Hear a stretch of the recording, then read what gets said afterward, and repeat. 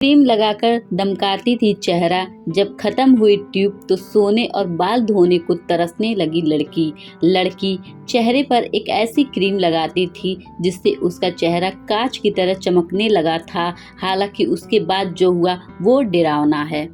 आपने बहुत सारे लोगों को देखा होगा कि उन्हें कोई दिक्कत होती है तो दवाओं में स्टेरॉइड्स दिए जाते हैं। ये तुरंत के तुरंत तो आपकी समस्याओं का समाधान तो दे देती है, लेकिन बाद में कुछ ऐसी मुसीबतों को जन्म दे देती है जिनसे बाहर निकलना असंभव सा लगने लगता है। कुछ ऐसा ही हुआ एक 25 साल की लड़की के साथ। इस लड़की के चेहरे पर थोड़े से दाग धब्बे थे। फिर इसने डॉक्टर को दिखाया तो डॉक्टर ने कुछ दवाएं दी। उससे लड़की का चेहरा तो किसी शीशे की तरह चमकने लगा। हालांकि लड़की को उम्मीद भी नहीं थी कि इसके बाद उसे किस दर्द से गुजरना पड़ेगा। इंग्लैंड की रहने वाली जोशी नॉर्थ को हल्का सा चेहरे पर एक्जिमा था, लेकिन उसे कभी भी इससे ज़्यादा दिक्कत नहीं हुई। 1.5 साल बाद उसने अपने चेहरे पर पपड़ी देखी, जिसके बाद वो त्वचा रोग विशेषज्ञ के पास गई। डॉक्टर ने जोशी को एक क्रीम दी जो 2 हफ्ते तक उसे अपने चेहरे पर लगानी थी।